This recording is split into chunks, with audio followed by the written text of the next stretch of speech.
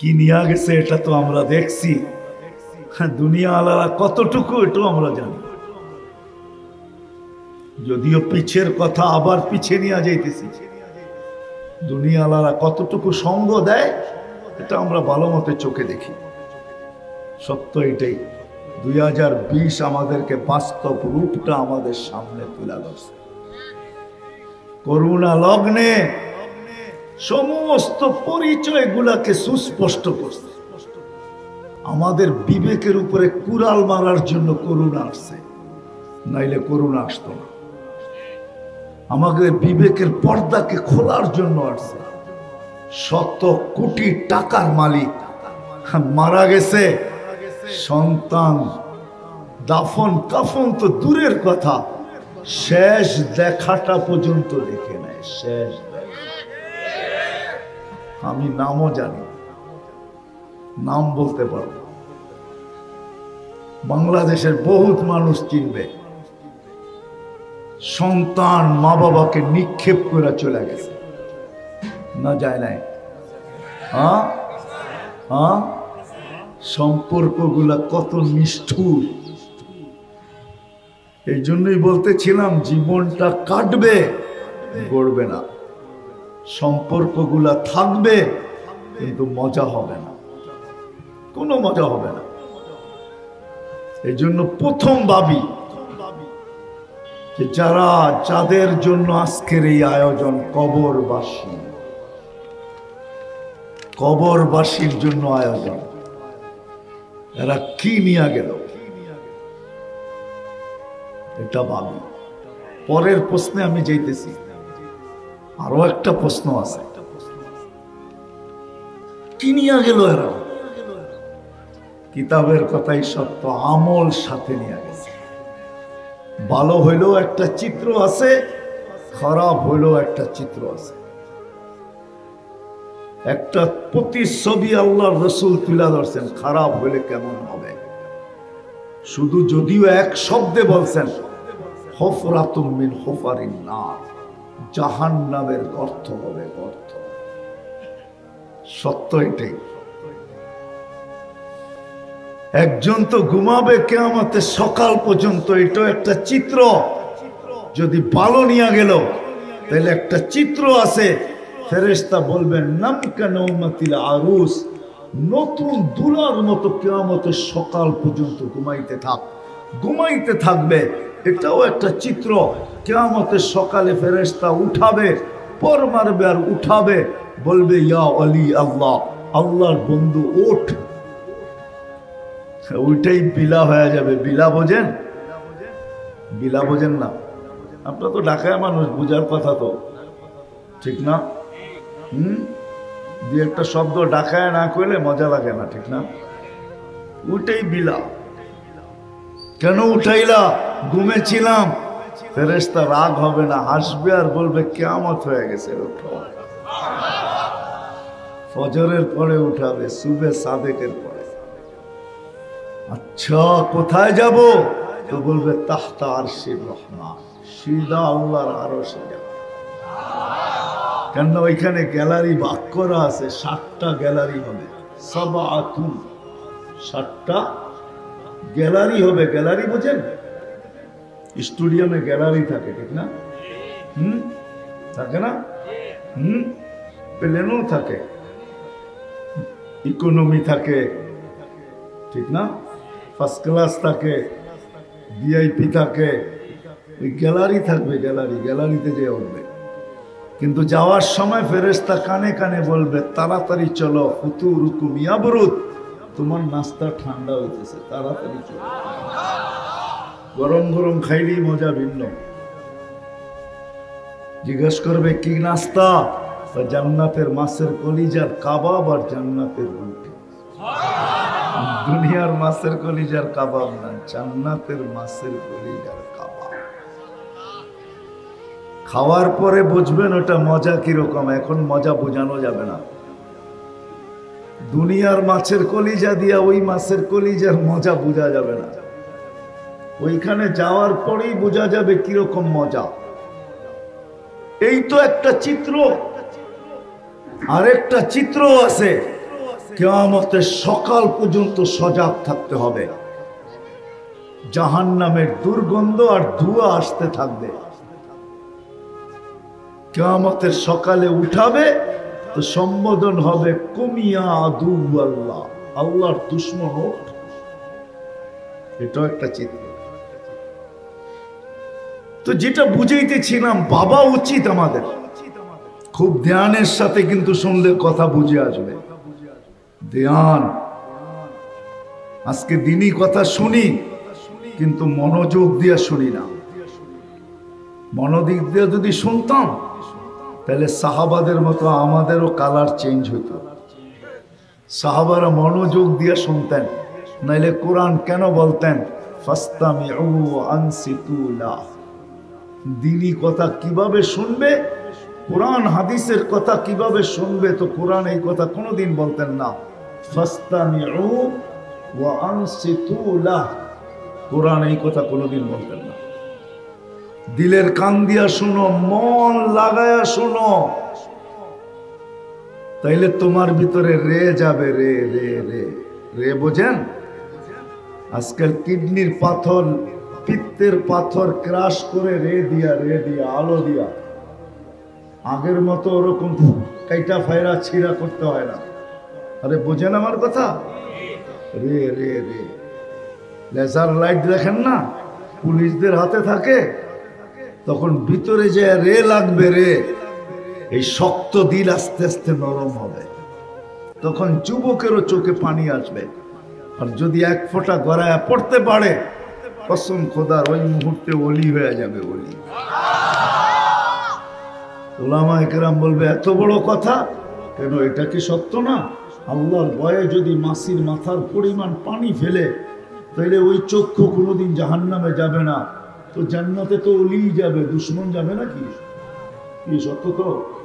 হ্যাঁ, এই হাদিস তো সত্য। হ্যাঁ, তাহলে ওলি বলতে অসুবিধা কি? ওই চক্ষু আর জাহান্নামে যাবে না, সে আল্লাহর ওলি। যুবক ওলি হবে, ওলি। বাবা উচিত আমাদের, যাদের জন্য আমাদের এই অবেলা একত্রিত হওয়া, অবেলার আয়োজন, এরা কিনিয়া গেল। একটু চিত্র আমি তুলে ধরলাম, এরা কিনিয়া গেল। কি নিয়া গেল এরা দুনিয়ার? আসেন দ্বিতীয় প্রশ্নে। আমরাও যাত্রী, আমরাও যাত্রী, বুঝেন? আমরাও কিন্তু যাত্রী।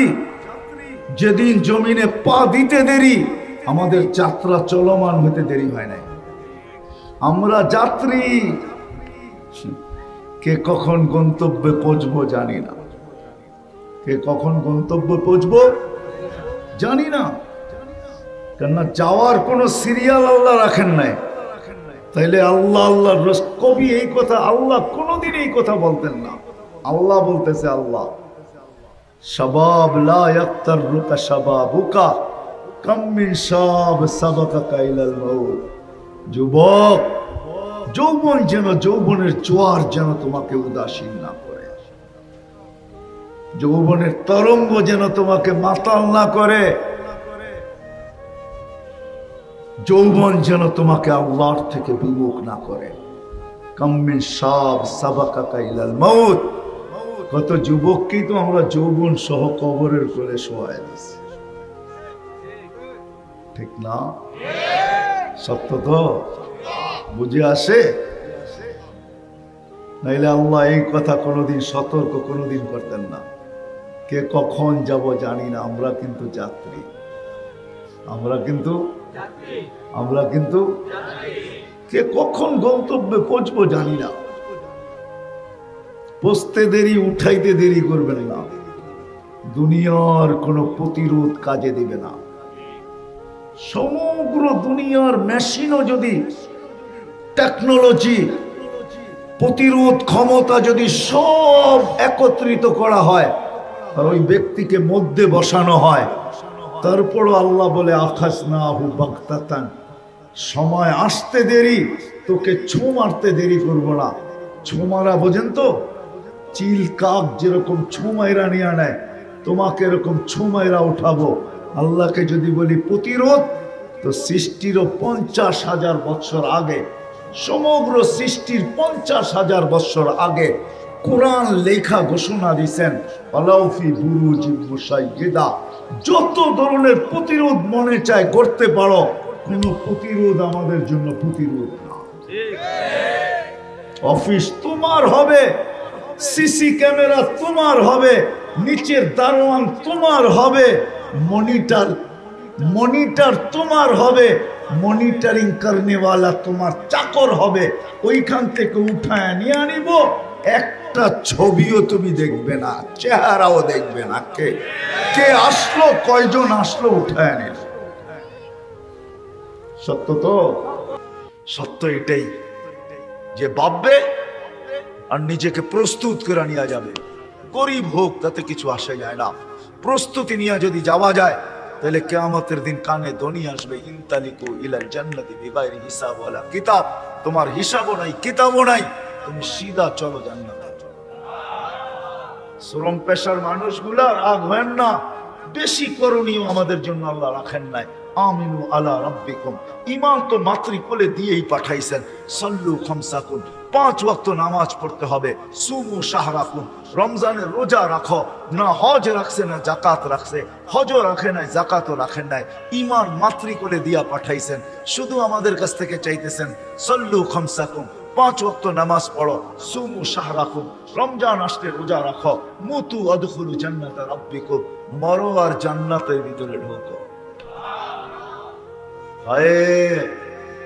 ছোট একটা জীবন কাটাইতে যদি এত শ্রম দিতে হয়, ছোট একটা জীবন 60-70 বছরের জীবন কাটাইতে যদি এত শ্রম দিতে হয়, এক রুমের একটা বাসা বেয়ার করতে যদি এত শ্রম দিতে হয়, মাথার ঘাম পায়ে ফেলতে হয়, স্বামী স্ত্রী 2 জন খাটতে হয় ছোট একটা বাসার জন্য, 2 রুমের না, তাও 1 রুমের, তাও কোনো আলাদা কিচেন না, সম্মিলিত কিচেন নিয়া এটা কাটাইতে, এটার জন্যই যদি 2 জনে খাটতে হয়, মাথার ঘাম পায়ে ফেলতে হয়, তাহলে জান্নাত এই দুনিয়ার থেকে 10 গুণ বড় হবে, 10 গুণ বড়।